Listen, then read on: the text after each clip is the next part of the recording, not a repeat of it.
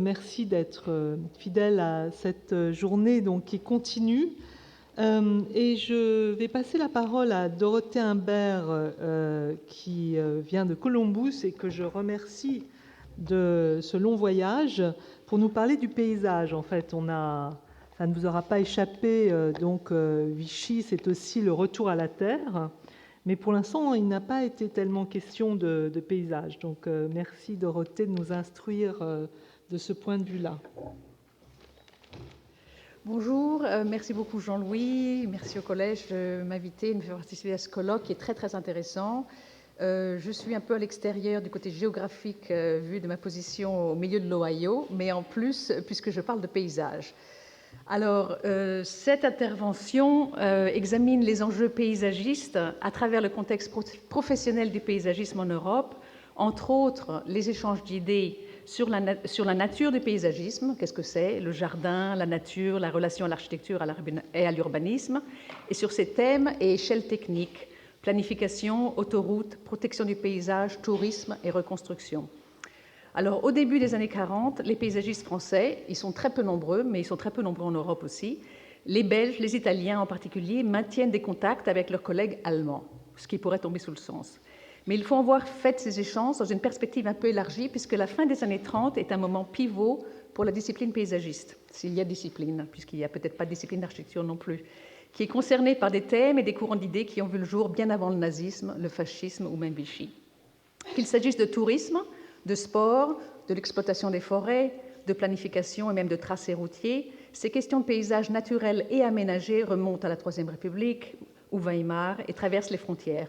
On va des parkways américains à l'autobahn allemande et vice-versa. En étudiant les travaux et les écrits des paysagistes, architectes paysagistes, jardiniers urbanistes, urbanistes paysagistes ou ingénieurs paysagistes, donc vous voyez dans le titre, il y a beaucoup d'hybridité, on peut remarquer une fois de plus que la flexibilité d'échelle, du jardin de la ville à la région, l'ubiguïté, tout est paysage, et l'ambiguïté, paysage naturel ou paysage projeté, rendent paysage et paysagisme à la fois inévitables et neutres.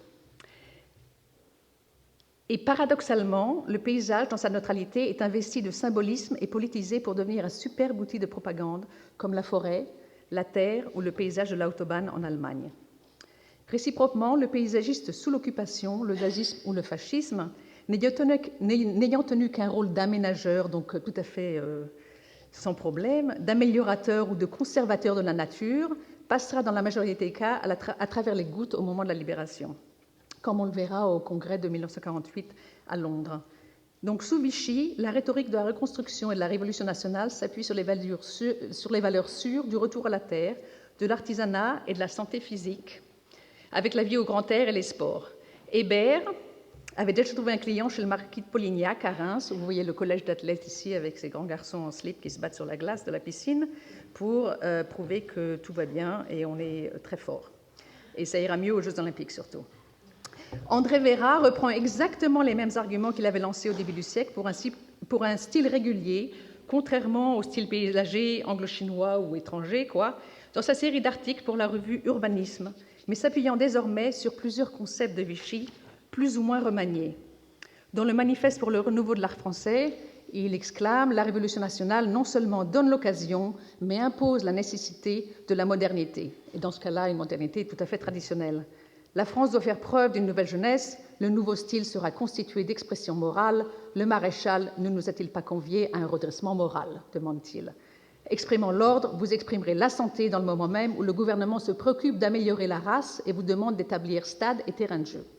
Et finalement, et ça c'est là où le style régulier revient à l'attaque, tout nouveau jardin paysager, donc pas régulier, doit être regardé, surtout s'il est public, comme un acte de sabotage à l'endroit de la Révolution nationale. Donc sous Vichy, il y a une appropriation idéologique de la nature, de la montagne, de la campagne et de la forêt comme étant authentique, contrairement à la ville viciée. Ainsi, dans la forêt de Tronchet, au centre de la France, on consacre un chêne plus que bicentenaire en chêne Maréchal Pétain, qui sera d'ailleurs rebaptisé sur la photo de droite en chêne de la résistance à la libération, parce que les arbres ont beau dos et il suffit de changer la plaque. Alors, si on regarde la revue Urbanisme, on peut déceler des thèmes comme celui de la forêt, aménagement, exploitation, reboisement, tourisme, relation à la ville. Ça, c'était des issues de 1946. Mais aussi des thèmes qui sont pérennes au paysagisme et à la ville. Le rôle des arbres et des espaces verts dans la ville, de manière qualitative et quantitative, avec les travaux de Pasquier, cet article de 1939, et de la relation ville, banlieue, campagne, et du cas particulier, la ceinture verte de Paris, entre 1943 et l'autre article en 1951 qui revient à la charge. Et aussi la spécialisation des espaces. Les terrains de jeu, les terrains de sport, les jardins publics et les parcs, les cimetières, etc. Et de nouveau, les articles de Pasquier en 1939 et Joffé en 1952. Et finalement, au centre de tout ça, il y a les routes. Les routes pour relier les villes, pour traverser les paysages en les mettant en valeur sans les abîmer. Comment planter les routes, non pas avec des arbres d'alignement comme les routes nationales, mais en fait avec des arbres qui appartiennent au paysage environnant et qui créent des perspectives sur le paysage, des plantations liées au paysage avec des arbres à fleurs, des arbres de la région, des arbres à fruits. Alors il y a deux tendances qu'on peut relever. D'une part, on peut relever dans ces thèmes une expansion du champ d'intervention du paysagiste, allant du jardin à l'urbanisme et à l'aménagement du territoire, et de l'autre, un désir de spécialisation des espaces verts qui nécessite une expertise professionnelle. Le spécialiste du paysage n'est pas un ingénieur, comme à l'époque d'Haussmann, annonce Pasquier, mais les jardiniers sont des gens avec lesquels il faut compter, il explique. Alors, où en sont les paysagistes pendant, après, avant la guerre, et qui sont-ils? Alors, dans les années 20 et 30, il y a une vague de création d'associations professionnelles. L'Allemagne a une petite longueur d'avance, où le peu de paysagistes qu'il y a, les architectes de jardin, etc., se rencontrent et discutent sur cette question du titre d'architecte de jardin. En se nommant architecte de jardin plutôt que paysagiste ou jardiniste, ils annoncent qu'ils se rapprochent de l'architecture et de l'urbanisme. Donc ce ne sont pas des gens qui sont issus de l'horticulture particulièrement, mais ce sont des gens qui ont un métier d'art et qui ont une profession qui est reconnue, ou plus reconnue que celle de paysagiste, en fait. Ils discutent de la nature du travail de paysagiste, la nécessité de créer des études spécialisées, donc de nouveau l'apanage de la profession. Et il y a aussi cette inquiétude vis-à-vis de l'emprise des architectes, parce que tout le monde peut faire des jardins, en fait, on le sait très bien, ou du paysage. Et en plus, de l'autre côté, il y a cette opportunité de l'urbanisme, ce lien avec l'art civique, comme l'appelait Louis van der Swelmen, le city planning en Amérique, etc. Donc il y a vraiment des liens qui peuvent se créer. Donc d'un côté, il y a une spécialisation, de l'autre côté, il y a une espèce d'expansion qui se passe. Et ils se rencontrent à ces expositions internationales, à Bruxelles en 1935, mais le premier congrès international des architectes de jardin se tient à Paris en 1937, au moment de l'exposition des arts et des techniques dans la vie moderne. Les jardins sont placés sous la direction de Jacques Greber. Sur la photo de gauche, vous avez les jardins qui étaient créés à l'exposition de 1925 des arts décoratifs et industriels modernes. Et à droite, vous avez des jardins assez typiques. Il y en a d'autres qui sont un petit peu plus aventureux, mais de l'exposition de 37, donc une espèce de corbeille de fleurs, pas très novateur, dirons-nous. C'est la même époque où il y a le pavillon des Temps Nouveaux, la section rurale de l'exposition avec le projet de Le Corbusier pour la ferme radieuse et le village coopératif, et aussi le parc Kellermann qui est fait sur la ceinture de Paris, sur les fortifications, le bastion Kellermann par Jacques Greber qui commence en 1937 et qui se termine en 1942.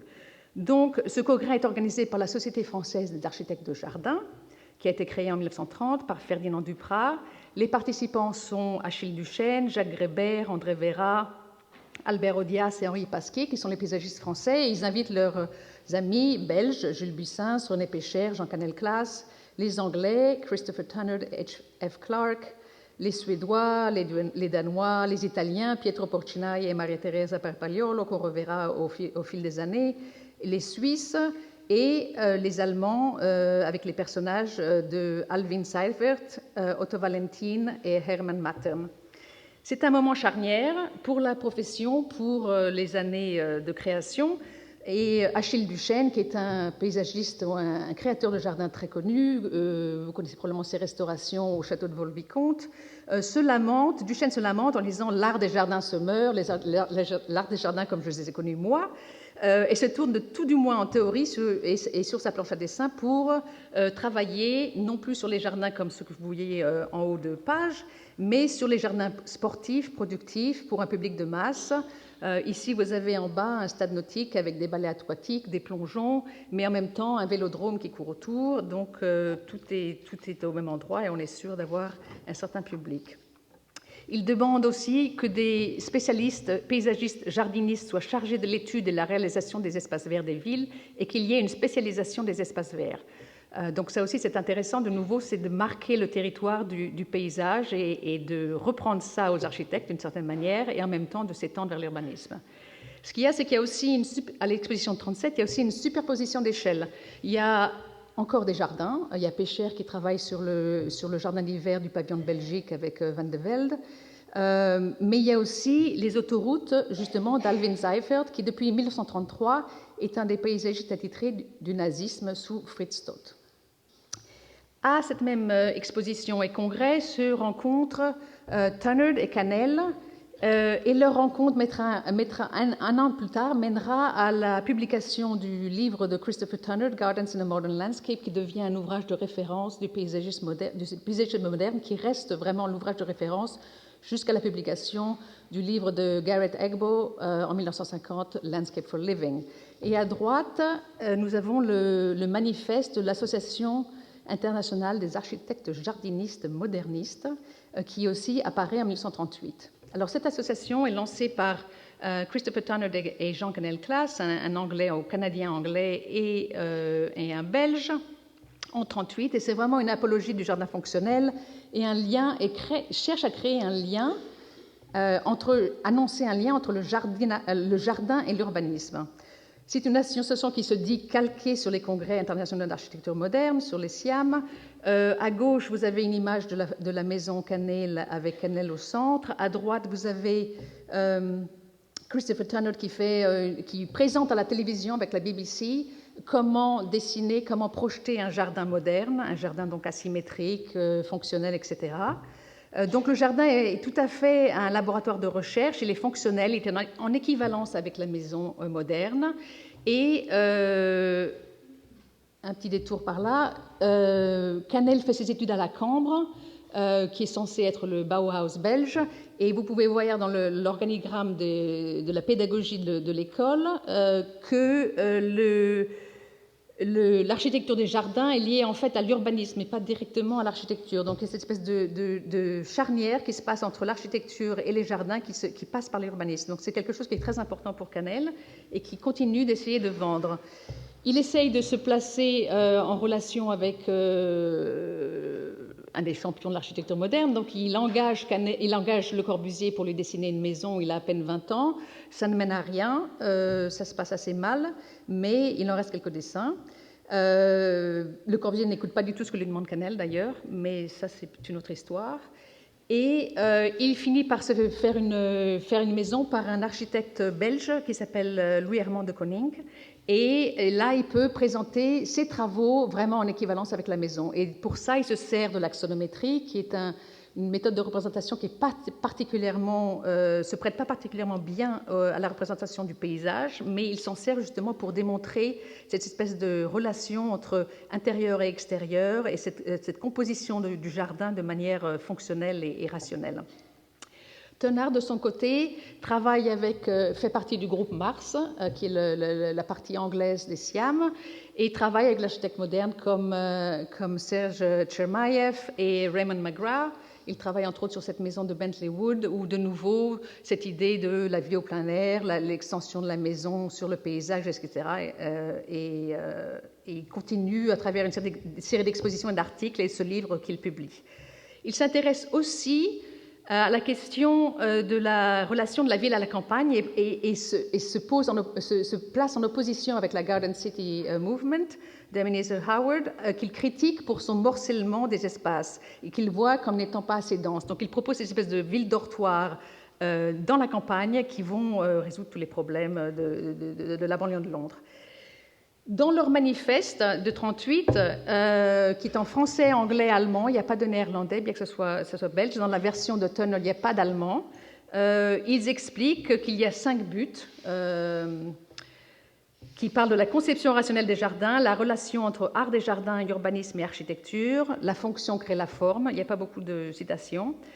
Géométrie et asymétrie sont essentielles et l'imitation servile de la nature est incompatible avec la création artistique. Donc là, c'est de nouveau le jardin pas architectural, mais composé de manière rationnelle.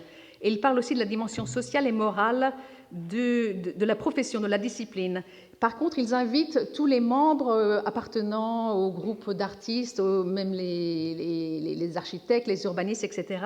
Ils sont très œcuméniques d'une certaine manière et se placent comme experts, mais en même temps étant les interprètes de plusieurs disciplines et étant la charnière entre ces disciplines. Au moment du deuxième congrès, en 1938, ça se passe en Allemagne et c'est Alwin Seifert qui invite ses confrères et consoeurs au deuxième congrès qui se trouve à Berlin et Essen et qui fait partie du 12e congrès d'horticulture qui est placé sous la houlette de Walter Darré, qui est le leader de la paysannerie allemande et le ministre de l'Agriculture. Thénard refuse d'y participer au congrès à l'exposition en citant que, sur la lettre de droite, que la Chambre des Beaux-Arts a eu une action complètement délétère sur l'art contemporain en Allemagne et qu'étant un membre du groupe Mars, il n'est pas question qu'il expose ses travaux dans un pareil contexte. Beaucoup d'autres acceptent l'invitation de Seifert. Parmi les présents se trouvent plusieurs des participants du congrès de 1937, dont Achille Duchesne, Pécher, Canel-Claes, Porcinai, Parpagliolo, les Suédois, Hermann Matern et Otto Valentin, évidemment, puisqu'ils sont allemands.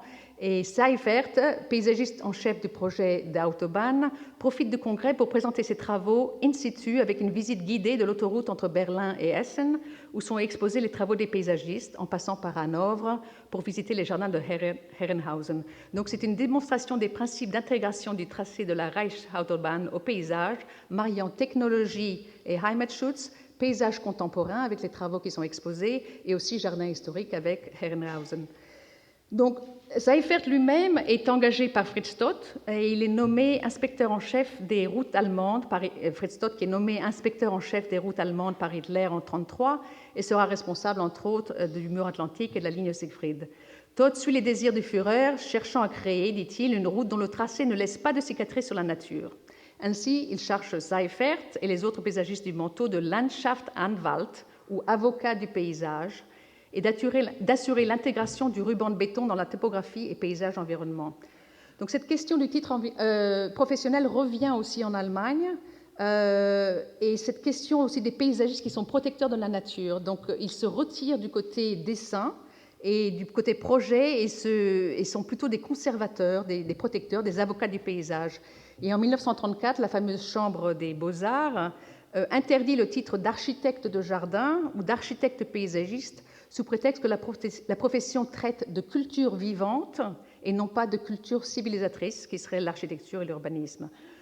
Donc, à la fois, le travail des paysagistes offre aux nazis l'opportunité de renforcer l'idéologie du terroir, une image romantique de l'identité nationale nordique, avec les travaux d'autoroute et, bien sûr, la colonisation intérieure de la Pologne. Il y aura environ 25 Landschaftsanwälte qui travailleront sous Seifert, y compris Hübotter, Hermann Matern et Camillo Schneider.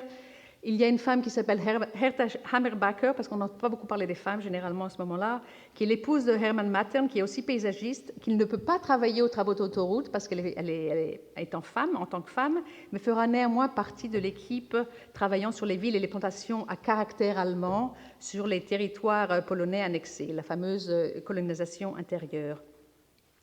En 1943, Seifert publie son livre qui pourrait plus ou moins être traduit par l'époque vitale. Je ne sais pas, Jean-Louis, tu peux peut-être me suggérer une traduction, où il cite l'influence... À l'ère du vivant, voilà. L'époque vitale, moi, on m'avait dit. Et il parle de l'influence que Heimatschutz et particulièrement Paul Schütze-Naumburg sur sa conception de Bodenständig, qui voudrait dire lié au terroir indigène. Donc les autoroutes sont placées dans ce paysage, les plantes doivent appartenir au paysage, elles doivent être rustiques, adaptables, se mariant aux environs évidemment allemandes.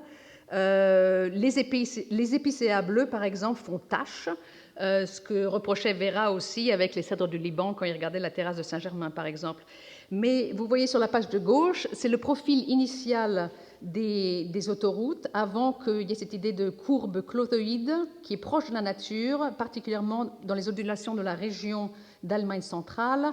La sinuosité, déclare Seifert, est en opposition directe avec la ligne droite, considérée comme latine et artificielle et qu'on ne retrouve pas dans la nature. Le premier schéma que vous voyez à gauche, qui avait des haies le long des voies et un profil beaucoup plus élevé, beaucoup plus surélevé par rapport au reste du site, et plus lié au tracé de chemin de fer que l'autobahn que développera Seifert.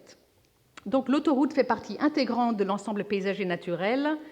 Elle transforme le pays décrit comme un immense parc.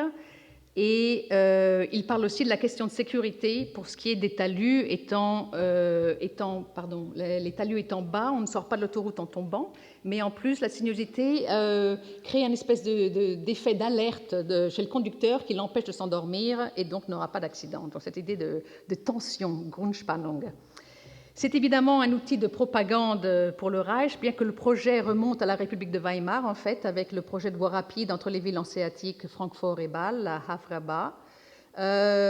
L'ouvrage alors là, on voit Fritz Todt à droite, et la carte des segments qui ont été réalisés en autobahn, et en bas, le profil, le tracé de la route alpine allemande, qui était un des fleurons de la propagande justement de ce projet. Hans Pflug propose en 1941, sous le titre « Les autostrades de l'Allemagne à Bruxelles », de Tisca Rijksbilwegen à Stockholm, et aussi en Espagne, As Autostradas do Reich. Donc c'est vraiment un effort concerté de présenter ces travaux comme étant quelque chose de fantastique et qui est complètement développé par le Reich. En plus de ces ouvrages parus en Belgique, Espagne et Suède, il y a plusieurs paysagistes comme Henri Pasquier en France et Pietro Porcinai et Maria Teresa Perpaglione en Italie qui vantent les travaux de Todt et Seifert. Alors, dans ces ouvrages, ils vous présentent cette technologie de pointe en relation avec le paysage sans fin et de toujours, en fait, le paysage, vraiment le beau paysage travaillé par l'Allemagne, etc., les Alpes, tous ces idéaux de nature qu'on retrouve dans cette propagande. Ici, il y a aussi la possibilité, les talus non sont seulement une question de sécurité, on ne sort pas de l'autoroute en se cassant la figure, mais en fait, ça vous permet de sortir à tout moment, comme ça permet aux chars militaires probablement de sortir à tout moment et éviter les attaques aériennes, mais ça vous permet de sortir à tout moment pour prendre un pique-nique le long de la route et admirer le travail de l'Allemagne. Et à droite, vous avez le préposé de la station de ravitaillement qui vous renseigne, vous propose des obligeants services. Et là, vous voyez, pendant que les autofilent, le paysan continue, comme par le passé, à labourer paisiblement son champ. En même temps, il y a tous ces camps de travailleurs et cette idée d'avoir un projet culturel en même temps où on peut... pardon, j'ai une note de Jean-Louis là, c'est bizarre. Bref. Ce qui est intéressant, c'est que c'est non seulement un modèle qui commence avant le nazisme, mais en fait, c'est un modèle qui est inspiré aussi d'un modèle américain. Donc, cette idée de présenter le paysage comme une façon d'inventer en fait l'histoire d'un pays à travers la nature, c'est quelque chose qui est emprunté à la Blue Ridge Parkway et les parkways de Westchester. Apparemment, Fritz Todt fait traduire un ouvrage de USDA, US Department of Agriculture, sur le roadside improvement, sur les aménagements routiers, parce qu'il est très intéressé par ces projets. Et on dit qu'en fait, il a été influencé par la Blue Ridge Parkway et les parkways de Westchester, mais en même temps, une fois que les projets d'Autobahn ont été réalisés, c'est reparti en Amérique et ça a influencé les dessins d'autoroutes. Donc, cette idée d'idéal pastoral, le National Park Service surveille la construction du Blue Ridge Parkway, qui invente en fait un paysage pré-industriel. Ils vont jusqu'au point de créer des vues. Quand il y a des cabanes qui ne sont pas tout à fait comme ils veulent, ils déplacent les habitants, ils reconstruisent. Donc, ils réinventent en fait un paysage pour avoir cette espèce d'idée de la route qui est en appartenance à la nature et une nature pré-industrielle. Alors, comme Seifert, Henri Pasquier conseille, ça c'est un diagramme qu'il propose en 1939 sur la façon de planter les autoroutes et les routes. Il conseille d'employer des essences indigènes qui ne jureront pas dans le paysage et d'éviter les essences exotiques qui accentueraient le caractère artificiel de la création. Que nos beaux arbres indigènes, chênes, peupliers, bouleaux, hêtres, châtaigniers, relient le chemin des hommes à la nature environnante. Sur de nouveau cette espèce d'idée de projet, de grand projet d'autoroute, et en même temps on essaye de vanter le caractère immuable de la nature autour et que c'est vraiment cette question d'appartenance. Cependant, il ne cite pas Seifert, qu'il a rencontré au congrès de 1939, mais Fritz Todt, l'inspecteur en chef des autoroutes allemandes, exprimant qu'une route est une œuvre d'art dans la nature qui ne doit pas être conçue comme dans un esprit de bureaucratisme technique, mais se combiner harmonieusement dans le paysage. Alors, il écrit cet article des avocats du paysage, qui est très intéressant, parce qu'il en prête directement le titre de paysagiste nazi pour saisir l'occasion d'intervenir sur le territoire à grande échelle. Donc ça lui permet de faire ce transfert d'échelle du jardin au territoire. Et à ce moment-là, il nous parle du pays et du paysage, donc de parler du paysage comme d'une question de caractéristiques géographiques qui étaient maniées par l'homme, et cette espèce de coïncidence des deux l'amène à proposer les travaux du paysagiste pour la protection du site, l'aménagement du site et la reconstitution du paysage. Donc il décrit le paysagiste aura à faire la preuve de son talent, de la maîtrise de son art, et c'est tout l'art de l'avocat du paysage. L'avocat du paysage est un homme de la nature, au sens du XVIIIe, de formation si spéciale, reprenant la tradition, au sens large où l'entend M. Vera. Il cite Morel, Carmontel, Pückler-Muskau, et il décrit leurs préceptes qui étaient erronés pour la maison, donc le style paysager, pas pour la maison, mais pour la grande échelle, ça marche très bien. Ils sont parfaitement sentis pour l'aménagement des paysages à grande échelle de nos régions naturelles. Il écrit aussi « Il nous faut profiter des circonstances présentes » et c'est là où il y a des recoupements, éviter que la paix revenue ne revienne avec elle les dégâts causés au paysage. Il faut planifier, il faut prévoir les industries qui s'accroissent, l'accroissement des villes, etc. Il y a des recoupements avec ce qui se passe au nord, avec la Belgique et le commissariat à la restauration du pays. Ici, il y a la couverture de construction qui est une revue qui est très très contrôlée, qui est plus ou moins la voix du commissariat à la restauration du pays, sous la direction de Pierre-Louis Flouquet, ou en tout cas il écrit beaucoup. Et dans cette section d'urbanisme du commissariat à la restauration du pays, qui est dirigée par un homme, Raphaël Verwilken, qui est un urbaniste dont le frère est à la tête Charles Verwilken, à la tête du commissariat, il emploie notre ami Canel, qui avait lancé l'association des architectes jardinistes modernistes et qui maintenant va faire une série de cimetières et de projets de squares et d'alignements dans les villes pour la reconstruction belge. C'est un outil de contrôle justement du commissariat. Il présente des projets de planologie, des projets de notre ami Gaston Bardet pour les centres ruraux, les villages-centres. Bardet enseignera par la suite à Bruxelles d'ailleurs. Il y a beaucoup de projets de reconstruction de villes et des espaces verts qui sont revus et des contre-propositions qui sont faites par Canel. Donc ça, c'est le passage Il n'y a pas beaucoup de jardins qui se font, quoi qu'il y en a encore, pour des gens pas très bien. Mais il y a beaucoup de projets pour les cimetières, pour les plaines de jeux, pour les alignements, des projets assez théoriques. Donc, Pasquier parle de l'avocat du paysage pour exprimer le caractère d'une région française par le tracé d'une route, sa décoration, sa plantation. Et il donne l'exemple de la construction d'un réseau d'autoroutes dans un grand pays voisin. De nouveau, il ne cite pas l'Allemagne, mais enfin, c'est quand même assez clair, où à côté de chaque ingénieur travaille un avocat du paysage. Il veille à ce que les plantes soient choisies parmi celles qui sont acclimatées dans la région et correspondent aux conditions du sol et du climat. C'est lui qui sauve la flore, c'est lui qui aménage les vues, c'est lui qui place les fabriques de ce gigantesque parc.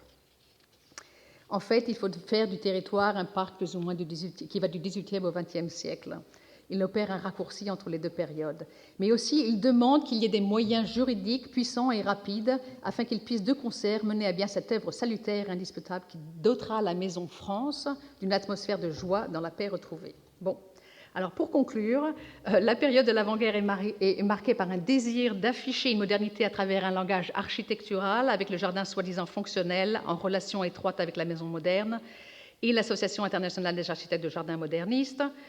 Canel et Thenard lancent des projets, se servent des revues comme Bâtir la Cité ou The Architectural Review pour rendre visible leur profession aux yeux des architectes et urbanistes, ainsi qu'aux futurs clients d'architectes. L'Association internationale des architectes jardinistes modernistes offre un schéma de la profession, en fait, qu'elle pourrait devenir, dans le but non seulement de réunir des membres, mais aussi d'étendre la perception du champ de travail du paysagiste. Donc, c'est plus uniquement des jardins, c'est des jardins dans la ville, c'est la ville, et c'est plus tard le territoire. Pendant la guerre et l'occupation, quand les jardins se font plus rares, les paysagistes profitent de cette période pour marquer leur territoire à plus grande échelle.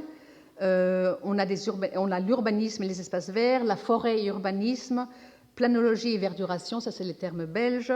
Donc cette espèce de connexion hybride entre jardin et grande échelle. Avec l'occupation et un ralentissement de la commande privée, certains paysagistes comme Pasquier ou Canel et critiques comme André Véra voient l'opportunité de la reconstruction, et en particulier d'une reconstruction autoritaire, comme une occasion à saisir pour établir une présence à de multiples échelles. Urbaniser, c'est gouverner, déclare Verheugen, et les autres suivent dans la même lignée. Dans ces années noires et vertes, on retrouve aussi l'ébauche de la profession d'après-guerre, mais c'est aussi l'ambiguïté d'une profession liée à la conception, au projet, donc qui serait visible, et à la fois portant le manteau protecteur de la nature.